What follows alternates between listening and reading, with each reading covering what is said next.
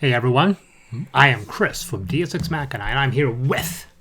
I think Dave from Rampant Wolf Games. He's not sure. I'll get back to you. I'll get back to you. We're continuing our list of the top of 100 games of all time in our humble opinion. Which means we've played. That we've played. Because obviously someone's going to say, where is it on the list? Like, we haven't played it. Yep. We played a lot of games, enough to have a top 100. Oh, yeah. So we are doing number 70 to 61. Yep. All right. And we always do this. 1, 2, 3. And we always start with paper. Go for it. My scissors cuts paper. For number 70... But paper gives you a nasty paper cut. They do. They really does. You know what else gives you a nasty cut? Scissors. Not as bad as paper cut, man. I've Ask anybody if they cut themselves scissors or paper cut, which one was worse? It's the paper cut. Actually, what worse was a cardboard cut. Yeah, that's true. Oh, I hate that. Anyway, we almost took 70. Like, we almost sold it. We almost got rid of it. Okay. And you're looking at my list. And unfortunately, and we played it, and we decided to keep it because it turns out it's a lot better game than we thought. I don't know why my wife had an issue with it, but then we played it again. And we're like, oh, that's not so bad. And that is Clank. Oh. And if you want to put Clank in space or Clank whatever, or Clank Legacy, don't care. They're very different. I know they're very different. We have Clank and we have the Water expansion, which is the same game. It's just a different map. That is the same. And so this is the fantasy version of Clank. I just played a version of it. And for people who don't know the game, Clank is a game where it's a deck builder, but it's also a long-running push your luck. It's not a push your luck where every turn you're pushing your luck. This game has one push your luck mechanic. How far do you want to dive into the dungeon before you turn around and then have to get out before the dragon wakes and kills everyone? Yep. Now, for me, what ended up happening was very interesting in our game. Nicole and I were going down two completely different loops, and I thought I had her on points, but she had a lot of other things. Mm-hmm. Right? She did not realize as I was nearing the end of the game, I was picking up all these gems, which are kind of eat up your deck, but they're a lot of points. So she thought she had me.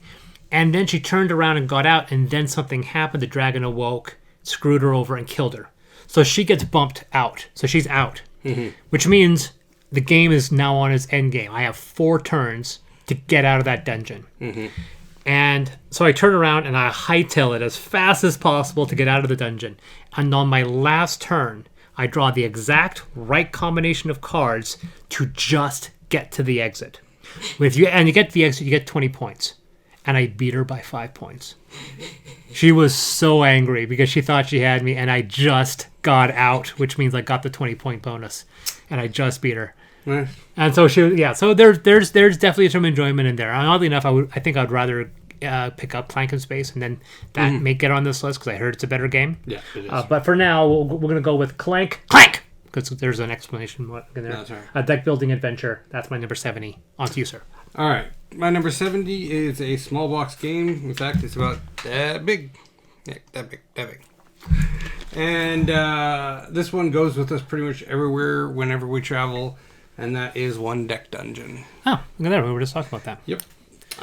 So basically, it is a dungeon delving with your imagination, no board. It's you roll, and you're trying to get your dice to match the combinations that you need to match, or rather, it's the numbers you're trying to beat. It's cooperative. Unlike all the other ones are competitive. Mostly, yeah. So that's One Deck Dungeon. Yeah. And I think One Deck Galaxy would be on here, but I don't have it yet. I don't think.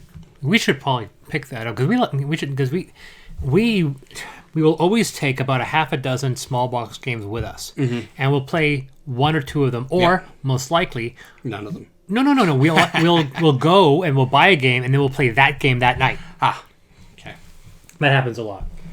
So that is your number 70. Correct. Mine for 69. You had an opportunity there. I know. I chose not to take it. Okay. Anyway, number 69 is A game which I predict is going to fall off this list next year. Yeah. It's the only game where I played 3 times and I still have to read the instructions to learn it. Oh god, I hate those. But then again, I have so many games I have to read the instructions every time. Yeah, but this is a game. I think the reason why it's like every time we play it, we don't play it for like 2 years. Yeah. It is a good-looking game. It has a mechanic very few games try to do, and I like it on principle. But I think it's going to fall off this list. It's a game called Dice Forge. Oh. Dice Forge is part of a very small number of games where you literally build dice. Yep. It is, I think, the better produced version. I think the other one, which is Rattlebones or what's called something Bones, it has a similar mechanic. It's just a little bit more fidgety. The ones for... You're not thinking too many bones, are you? Because that doesn't build dice. No, it's... There's another game that uses that. I think you were the one who told me about it. But then I saw the mechanics, and so it's similar, but the dice and Dice Forge are better. I mean, you stick them in, they're firm, they lock into place. You can only take them off. You basically have to have a screwdriver or a knife to pop them off because they go in nicely. It's quite built. You take the tray right out, and it's good to go. You can play the game in 5 minutes. But because of it's all in symbology based, and there are a lot of symbols in the game, I always have to read the instructions before we play it. Yep. But it's a good game. I like the idea of being a dice builder. You always have 2 dice. You're constantly tweaking these 2 dice. That is Dice Forge, my number 69. I think the other one that uses the exact same die and faces, but different symbology and stuff, is Roll for the Galaxy. It has a dice that you build in it. Yeah, I'll have to check that. All right, coming in at 69 is Mystic Vale. So this is a card crafting game. I thought this would be... Oh, no, I know you...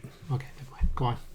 No, it probably isn't. This is where this one sits. And I know, I was going to say, I thought this would be higher, then I realized, no, the other game is going to be higher. No, I think that one isn't on the list because I haven't really played a good playthrough of it yet. If you're thinking Edge of Darkness. I am thinking Edge of Darkness. Yeah, I haven't played a good playthrough of it yet. I've only played it once, and it was kind of muddy. Really? Yeah. So I like the premise of it, but every time I sit down to play it, it's always just kind of like, oh, there is so much in Edge of Darkness, it's overwhelming. Yeah. Mystic Vale, wife loves this game. Yeah, she does.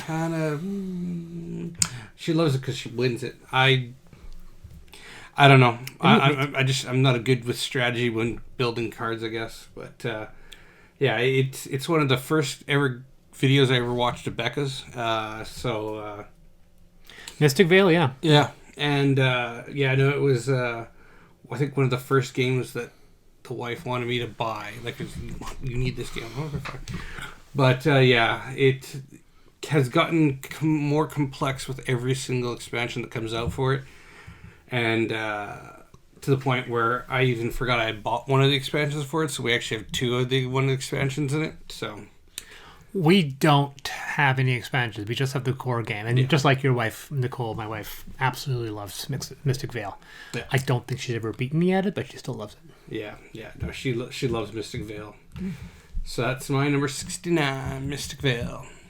My number 68 is the reason, we were just talking about this, is the reason why Formula D got kicked off. Oh. Because this is, in my opinion, the best race. Downforce? No. Oh. I haven't beat Downforce. Oh, I want to, though. I heard it's really good. Yeah. But no, I'm talking about Rallyman. No, I haven't played that one. Rallyman GT? Any Rallyman. And as someone who has seen Rallyman Dirt and Rallyman, Rallyman GT is what I'm talking about, because it's Rallyman, and then the Rallyman GT is just the second edition of Rallyman. And then they came out with Rallyman Dirt, which is Dirt Rally, and it has drifting, but it's the same idea. It's a push your luck mechanic. You can either roll your dice all at once, or you roll them one at a time, or however you do it. And you can get these tokens if you roll them all at once, because you don't want to have a certain symbol on the dice, otherwise you crash out. And if you roll them one at a time, if you get too many symbols, you can stop. You can go, I'm going to stop here. But if you roll all 5, you might end up rolling a result. But if you roll the dice and then you're good, then you can do a big long maneuver. And so it's a push your luck game, but it's got some neat cards. The upgraded mechanic that allows you to really play with a lot of stats and so forth is really neat. I like the fact that you can build a lot of track with it. We have all the expansions that you can get for that game. which kind of sucks because I only found out when I started opening up the expansions that some of the expansions just give you stuff that was added into for a Rallyman GT from Rallyman. So I ended up having a bunch of duplicates. But the cool thing, though, I did this as a video that the people Rallyman actually commented on, where I made every F1 track using Rallyman, literally building the tracks to look like F1. And that was kind of cool. But so you can have fun like that. So I'm hoping that they will have more stuff, some variety of cars and so forth. And they have Rallyman Dirt. And in retrospect, I would have gotten that, but I had a cheap value on Rallyman. But yeah, I think I like it way more than Formula Z in my opinion. So that is my what do we have? The 68 Rallyman or Rallyman GT or Rallyman Dirt. So my 68 is Police Precinct. So in this game, basically, you take on the job of trying to solve a murder while you're also trying to deal with all the other chaos that's happening in the city. You can go as undercover cops, or you can go as cops in labeled marked police cars. It is chaotic, and I really enjoy this one. I think we've won about 50-50. But there's definitely times where you're like, oh, okay, I'm questioning the witness, and all of a sudden... That's not the game that we played, is it? No. Okay. I don't think so. Questioning a witness over here, and then somebody flips a card, and all of a sudden there's a gas line explosion, and you got to go contain that and maintain order. It's like, but I need to solve the murder. So what he's saying is that it's a perfect example why the police should not be held responsible for every aspect of society. Not meaning to get political, but it seems like that game is a perfect encapsulation of why the police should not be responsible for every single aspect of our society. If someone's mentally deranged, get somebody who's actually experienced in that. Get the police for actually policing matters. Don't call them up to get animals out of trees or what have you. Yeah. Except for in this game, usually it's dealing with thugs as well in the street because of street gangs as well. Once again, if there's a gas explosion, please don't. There's not much they can do. They're not. Yeah. They're like, oh, we better help these people. No. There's two different branches of the government that know what to do. You're just in their way. The part I love is that you'll have like a domestic violence call, and so you go to the domestic violence call, and it's got this little marker, and you'll flip it over, and they're all randomized, and it'll change where it's maybe the suspect doesn't respect marked cop cars or something, so then it affects your rolls. Or maybe he does, or maybe he's armed with a knife, and it literally gets you.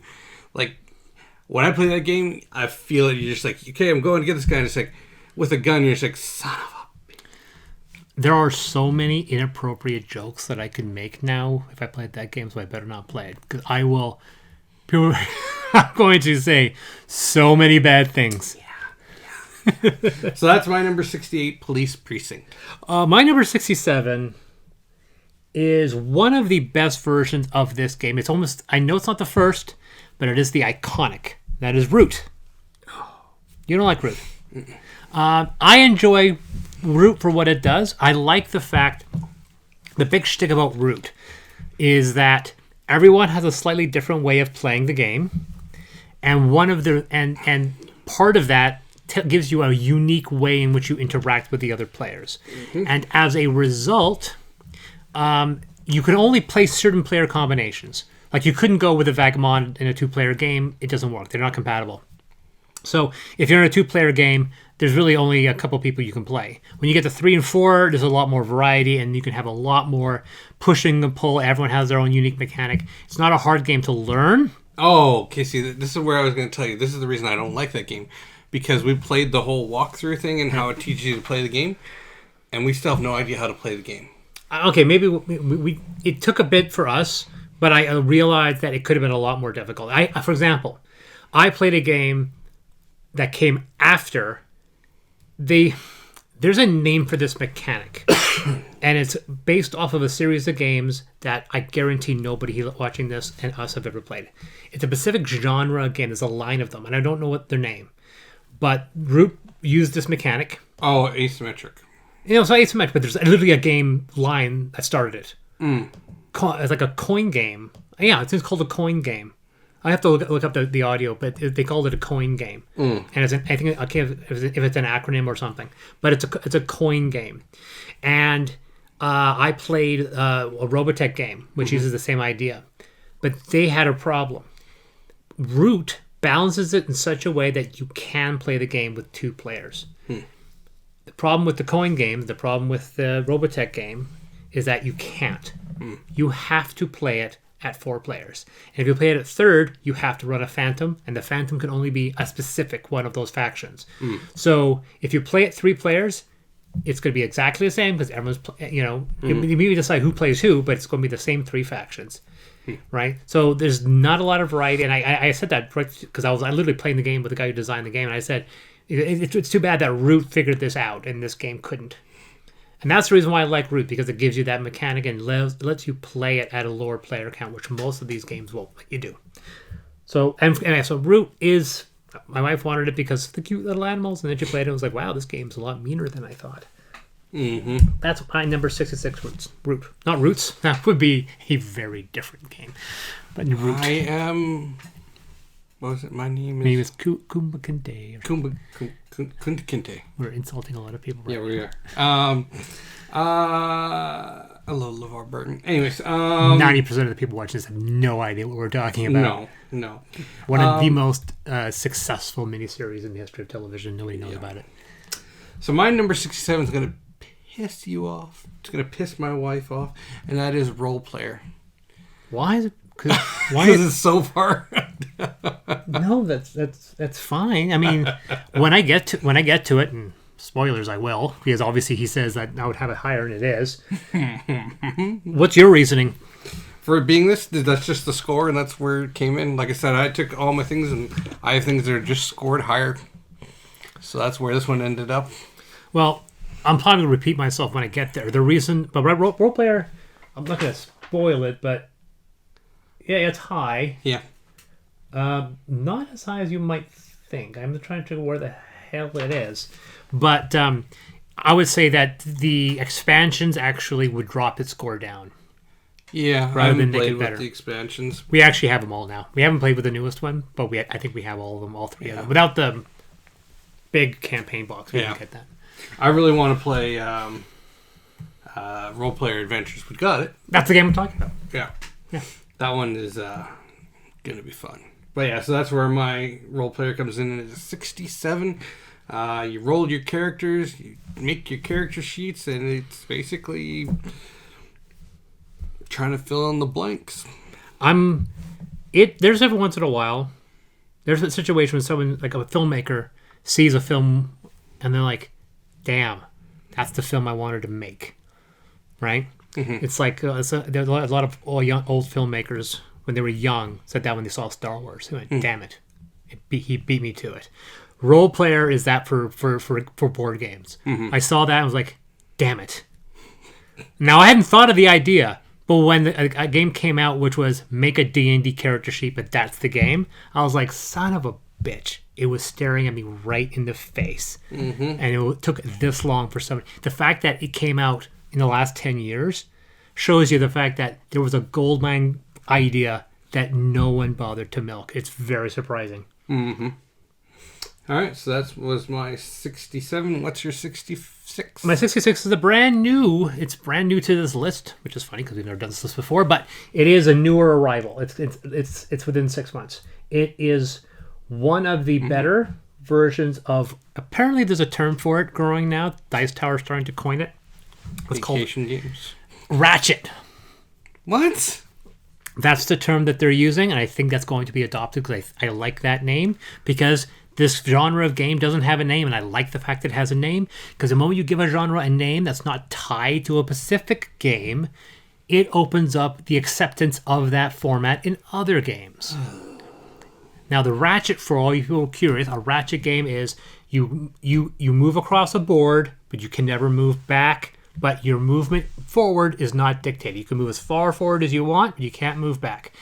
And that's kind of a Ratchet. The clack, clack, clack, and you go apart and you stop. Taikaido is the game that really sold this. Mm-hmm. But a lot of people, and a lot of games that are similar come out, they say, oh, this is like Taikaido. And now they're trying to get this term. Oh, I see why you want this. Okay, never mind. So ratchet, Yeah. so a game that calls it a ratchet because there are other games that use it. Elvino is a ratchet game, which Just is say it. Just say it. and this game is as well. It's called Parks.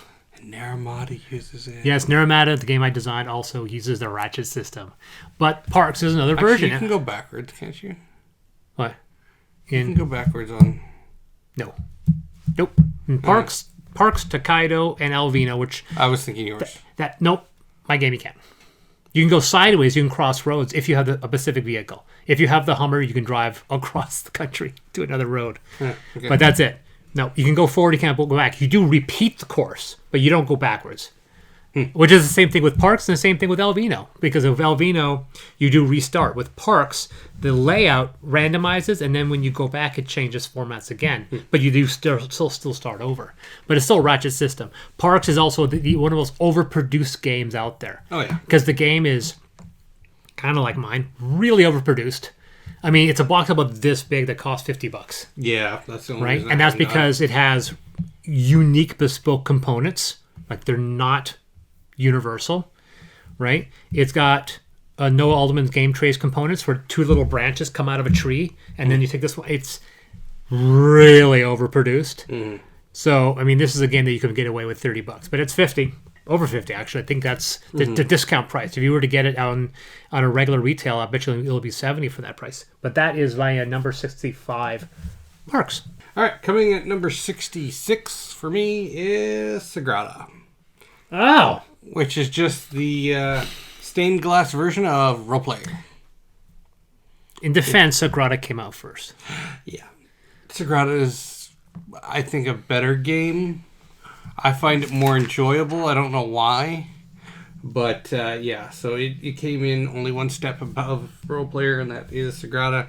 Basically, you roll the dice, you're trying to match it to build a beautiful little stained glass window, and, yeah, it's a good game. So that's my number 66. Over to you for 65. 65. Sagrada is a very good game. I'm not going to spoil it, but those games are both on my list, Roleplayer and Sagrada. But, and I'll say it now, they are swapped from your position. I have Roleplayer higher than Sagrada. And by a larger margin, too. I do like Sagrada. Sagrada's benefit is that it's a better game to introduce to new people. It's a better gateway game. Far superior gateway game. If you want to get somebody into gaming, Sagrada is like my top 10 list of games to get for people to play because it's such a simple idea, very beautiful. It's a delightful little format. Yeah, absolutely love Sagrada. My number 64 is one of my favorite engine building games. Engine building is probably my favorite mechanic. I love doing it. And I also like it when a game allows you to cook off at least once. You don't necessarily can do it in this game, but if you play it a couple times, you will eventually do it. But the one thing that makes this game unique is that it doesn't make you feel bad for losing. It's a game called Homebrewers. Now, Homebrewers is a brewing game where you're brewing what's the kind of independent different types of beers. Yes. Right? And you're playing unique characters that all have bespoke arrangement of abilities. You have to then, and you do a bit of it's a die drafting game, and then you grab the dice and from the pool and you use the functions on it to do things. And as you get more varieties of different brews going, you then send those brews to score points on the judges, and you move up the rank. The only board in the game is the scoreboard, effectively. And one thing I found was really interesting is that if you have a passion for the game, like if you like the theme, you'll be like, yes, you won with your beer, but your beer is disgusting. Because I drink beer, and my beer is a beer I want to drink. And I played with a guy who was a lover of beer, and he got last place, but we all admired the quality of his beer. We're like, I won with this one, but this sounds disgusting. Your beer actually sounds good. And it was like, you could take a moral victory by saying, yes, but my beer was going to taste better in real life. But that's the thing, because you create there's all bunch of there's 100 cards of different completely unique ingredients. You slap them together, you throw them into either a type of IPA or lager or what have you, and it's just like I combine cinnamon and orange and beeswax, and like, well, that's disgusting, but for some reason it works. But yeah, it's a builder. It's simple, it's cheap, it's home brewers. That's my number 64. All right, coming in at my number 65. Actually, is what you meant. Oh, sorry, 65. Like I say, my 65 is Thunderstone Quest, which is a juggernaut of a deck builder. It is so massive now. It made the original Thunderstone look anemic. It is massive. The amount of cards that are in this game now, it's every time they announce that there's going to be more to it, I'm just like, stop. Just stop, because I'm gonna have to get it. So just stop. But it's massive. The box is one of these huge boxes, and it weighs probably 20 pounds each of them. Like it's nuts. They took the concept of Thunderstone and they just made it so much more grandiose. And I love the game. But it's hard to get it to the table sometimes just because it has gotten to that point where it's so bloated, as with all big box games are now. It's just like, oh, do I really want to pull that down? Same thing with Firefly. I love to play Firefly, but there's a part that thing's fitting like, there's so much to buy. Yeah, and there's so much to put out. Yeah, that's the thing I've been encountering. It's just like, oh, I'm gonna play, or you have somebody who hasn't played the game. That's the worst with some of these big box games, because you're just like, oh, dang. Well, we'll just play just the base game. No, it doesn't. No, it doesn't work that way. But having said all that, I love this game. I love the fact that you have all the variability, because that is one of my biggest things with games. It's like, give me some way to make it so that I can keep replaying this game, so I don't feel like didn't get hosed on my how much money I spent. So that is Thunderstone Quest, coming in at number 65. My number 64, I was talking about another game just a little while ago. And this is almost a genre, because there has to be more of these games, because I own 3 of them. And that is space station building. The idea of using your cards from a variety of means to build a space station. We just talked about Space Gate Odyssey, which I love, which I wouldn't be surprised if it moves up, and this one moves down. This one's probably the first. It's probably the one that people know the most. It's called Among the Stars. Nope. Among the Stars. I mean, I know the video game, but... Well, Among the Stars is a space station building, but not only that, and this is the kind of thing that's interesting. I can't remember the company who makes Among the Stars. I don't think it's Yellow, but it's a company that has several games in this universe. Mm-hmm. They have another game which is a much larger scale Empire expansion game it's set in the same universe, so it has the same artwork, same factions, and everything. This one's a basic drafting game. What's the other one called? If you go to Among the Stars and click on the company, you should be able to find the other one. So New Dawn is the big Empire one. They have Among the Stars, and then Asila Command is in that same universe. There's another version which is Among the Stars, and there's another name for it. There's like a subtitle, which is a different game. But yeah, those are at least 3 or 4 games that are in that universe. The New Dawn is the other one. New Dawn, I like New Dawn. It's not on this list, but I did like it. But it's a much bigger box game. Among the Stars is a card drafting game. Most card drafting games aren't as mean. Mm-hmm. This is one of the ones that's mean, because it's really easy to see what another player needs. And it's very easy to then grab a card and make sure that the other player doesn't get it. It's very, very easy to have a card to kind of deny someone a play. But it's a fun game. I also love the fact that I played the game 4 times. The first 2 times we got rules wrong. We did not play this game right until our 3rd playthrough. So that is my number, what was it, 64? Yep. Is Among the Stars. It's almost 10 years old now, that game. $64 for New Dawn. Yeah. I got it cheaper than that. 64 is a funny one, because I've actually got 3 games based on this exact same theme. One's still coming by Pendragon Games. One is already here. I can't remember who makes it. And then one is made by a company that, well, we just can't say their name because we decided that we would put a moratorium on bashing them. And that is The Thing, Infection at Outpost 31. Right, you do like this game. Yes, this is a great game. I love the fact that there are 3 Thing games now. Yeah. Yeah. The Have Thing you by played the new one? Pendragon. No, it The hasn't newest arrived one yet. looks so much like Escape. It looks like, how is this not the same game? It looks so similar. It looks so much like The Thing Outpost 31. It's alarming. That's part of the reason why I got it, because I'm just like, I got to put these side by side, just to like, wow. But yeah, I've had a lot of fun games with Thing and Infection Outpost 31 because nobody knew who the alien was, and then it turned out one time it was both Daves at the table. Another time it was the quietest person in the room, and she killed us all. I know exactly who you're talking about. Uh-huh. She is vicious. Yeah, she is. She is Sarah. quite a little dainty little thing, and she is mean. Whenever we play competitive, she's the one I have to keep an eye on. Because she's the only one who ever beats me at this table. To be honest, Yep. she's the only one who beats me at this table. Yeah. So that's The Thing, Infection at Outpost 31. Love that game. Way better than Who Goes There. Who Goes There. I actually have the second edition expansion. Oh yeah, so do I. I have not read the manual yet. Nope. But I did a browse through very quickly, and my so far my surface opinion is they did not fix it. Oh, that's unfortunate. They band-aided it, like they added patches.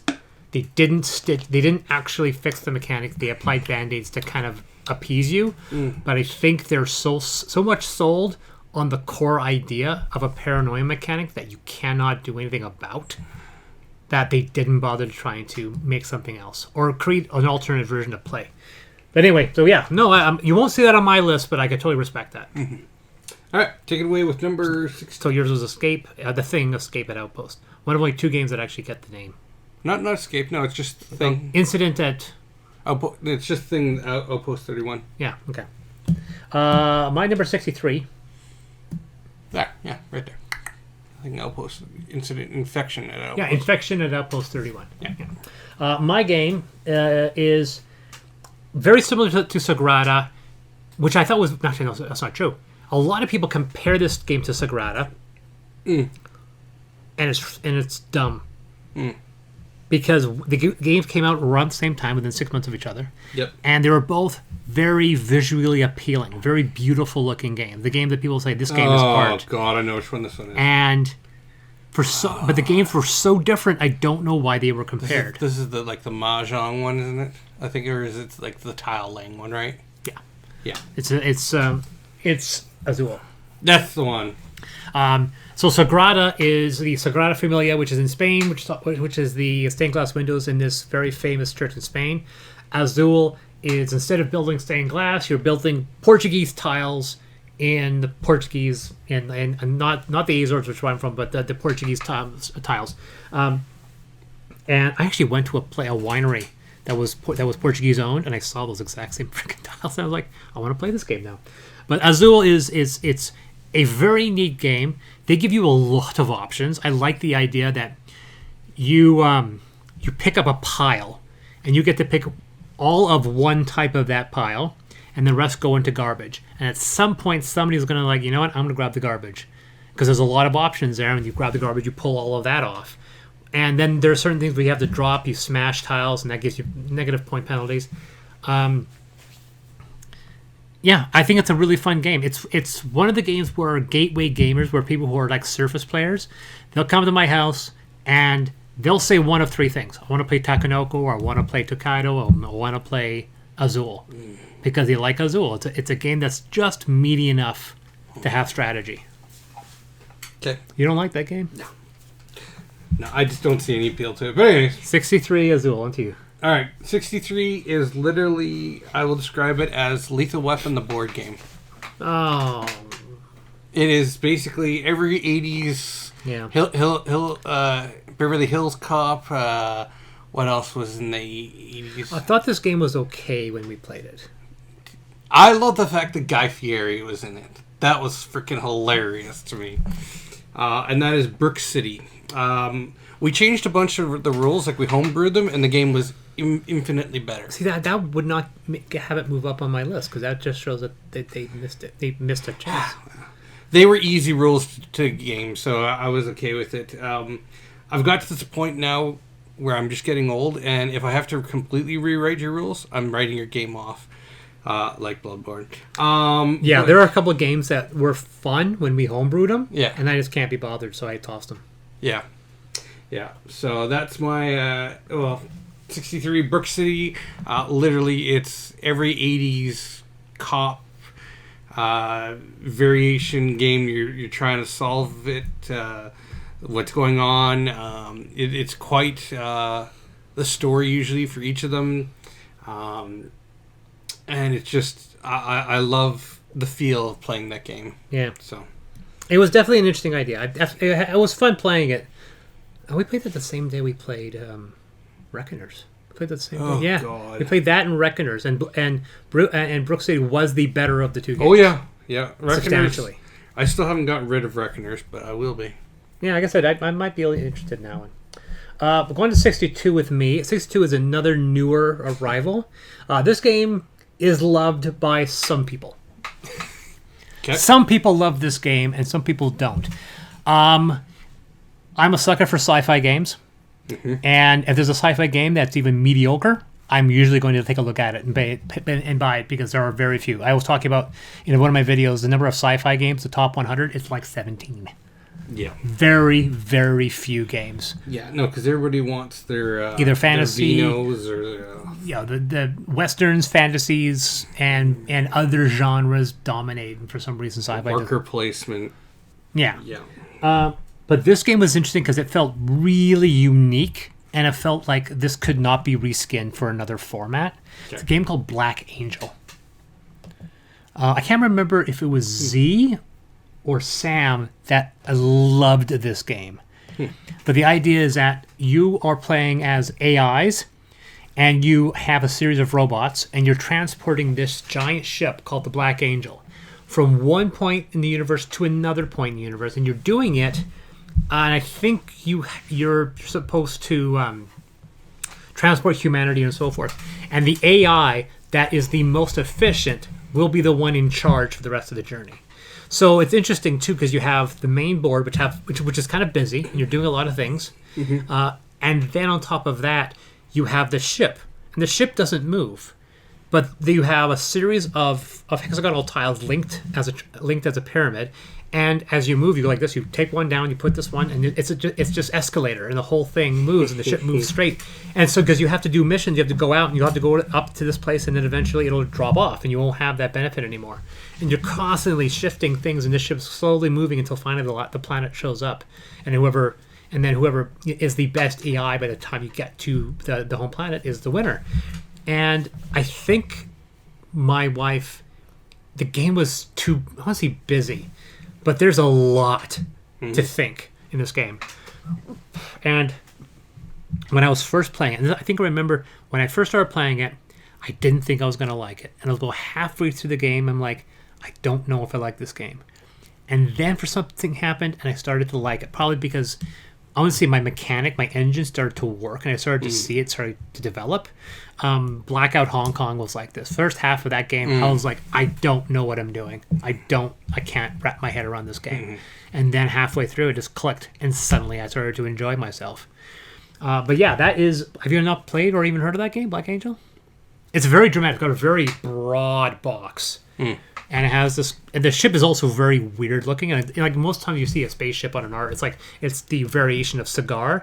This is a neat ship because it looks like a bird with big wings up front, but it's clearly a spaceship. But that's my number 62, Black Angel. You're 62, sir. All right, my 62. Oh, that one. Okay, yeah. You shouldn't be saying that when you talk about a game in your 60s. You're like, oh God, I got to mention this game now. No, that was me. I remember I've seen the board game Black Angel. Oh, okay. Yeah. Okay. Yeah, my 62. I'm not going to really talk about that long because we already have. And that's Clank. Oh, Really? Yep.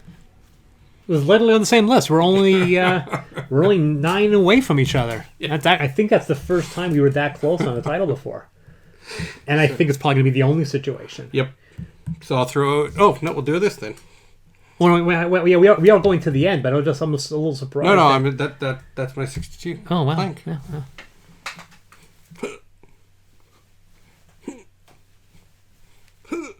All right. Cool. Which Why do is we always awesome start with because I Clanker? can do my 61, which is Clank in Space. We were just talking about that. I know it's a better game. I just haven't played It it. is a better game. The board being configurable is awesome. I have a funny feeling though, if I get Clank in Space, we're just going to toss Clank. Yeah. It is hard though. Like, I can win Clank. I have yet to win Clank in Space. But it's competitive though. Yeah. Oh, Yeah. And the fact that is that the dragon, or in this case the big bad guy, I can't remember his name, Emperor or something or other, his minions and everything that attack you is so much more confounding, and how the ship locks down is so much more confounding than with the base game where it's just a set fixed map and it's just, I just gotta run. Gotta run. This one is like, okay, I've got to plan out my strategy because I got to get here to get this thing. I got to get here or here to get this thing, just so I can get into here to get this thing. Then I got to get my butt all the way back. Oh no, the ship's shutting down, locking everything down. It's harder, but I actually enjoy it more. Yeah. So that is my number 61, Clank in Space. My 61 is going to feel a little, I think, anticlimactic because I do like this game, but it's going to seem like it's an inferior game to the ones I just chose. But I think it's a fun game. It doesn't have very good production value. It's Nations, the dice game. Nope. Yeah, exactly.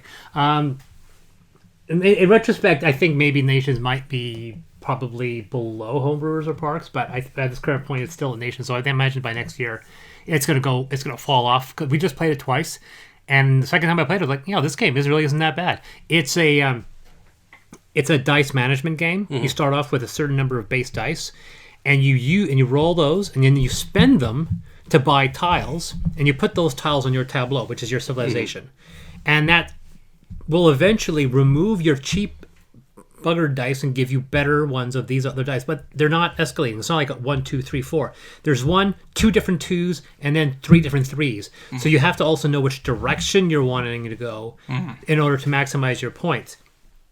And so by the end of the game, you have to make sure you have the right tableau in order to move high up in the points. And then the end of the game, you'll get more points, and you buy little exhibits and so forth. It's kind of I wouldn't say it's like Alhambra. It has a production value that's similar to Alhambra, which means it's good for the 2010 for the aughts, and it wouldn't fly now. Now people would expect a lot better production value. You couldn't get away with this game, how simple it is, and the production value is quite simple. But I think you can get the game for like $30. And I do enjoy that. It's a fun game. It was on our maybe to sell, and then we played it and like, no, we're gonna keep this. And that's Nations, the dice game. Cool. All right, so I've been Dave. Think about that for a second. I'm Chris.